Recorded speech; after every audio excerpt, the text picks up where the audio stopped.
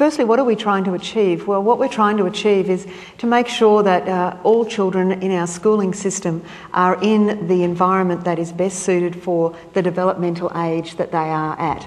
And because of the changes to our prep year some years ago, and when we introduced the prep year, we lifted the entry age of schooling in Queensland. So by 2014, children sitting in our Year 7 classrooms will be older than the children who are sitting in our Year 7 classrooms today. In addition, they will have been in a primary school environment for 8 years.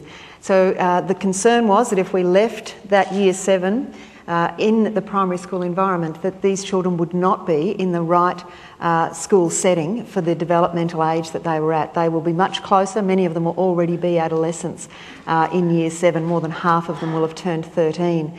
Where are our 13-year-olds now? They're in high school because that's the best place for them. We're also seeing the introduction of a national curriculum, and the national curriculum, because so many other states have children at this age in the high school, will require our schools to be giving Year 7s a whole range of opportunities in subjects, for example, like science, that are not available in a primary school setting because science laboratories, etc., are in our high schools. So we're driven by where is the best place for these young people to get the best learning experience for the point that they've reached in their development. Cyberbullying increases with age, irrespective of what year level they're in or whether or not they're in primary or secondary school, because that increases with access to technology. So that's a non-issue. The research done by Professor Donna Cross at Edith Cowan University clearly shows that bullying peaks at transition, irrespective of whether or not the states transition from 7 to 8 or 8 to 9. So that's not going to be an issue either.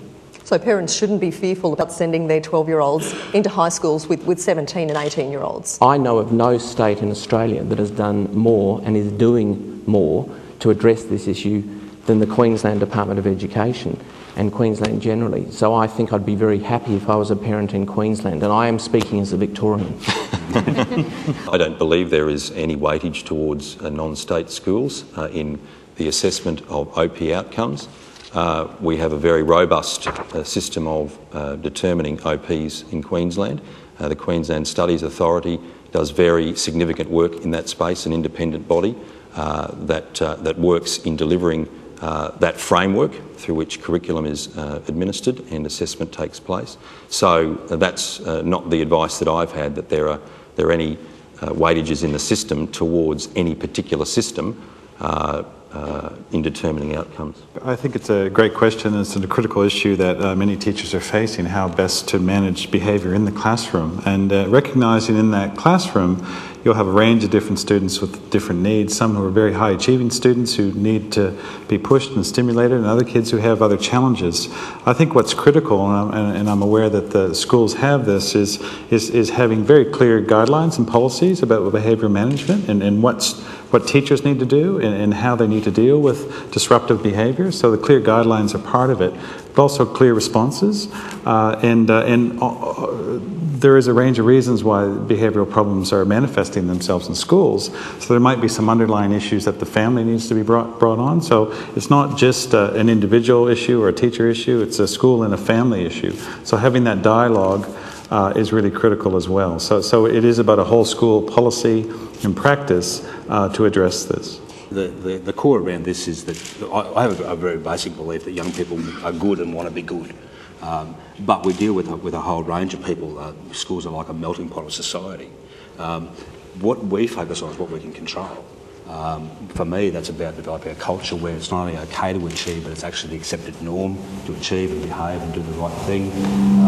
But also for teachers then to actually have the skills to engage and work with students, so the focus can be on learning. And that's what we work on all the time, is how we deal with the attitude and the perceptions of students and actually focus them on the task at hand. And I think we're good at doing that. We're actually doing, we've got a big review of teacher training and induction occurring at the moment.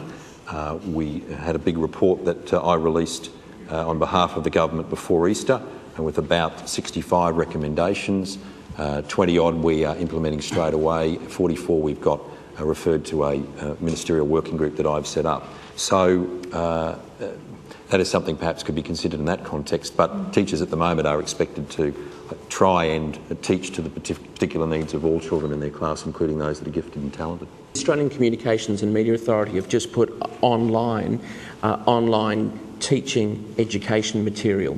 And this is the very, very first time. It's about a month old, and this means that every single teacher throughout Australia can have access to the latest information. The truth is 60 to 90% of the socialising that our children are doing or will do will be digital.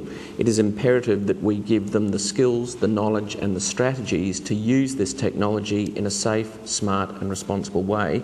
And the Queensland Government have actually embraced the eSmart school system, which is the world's best practice in doing that. So I think that many schools will be able to keep up to date, but you're quite right, teacher education is crucial.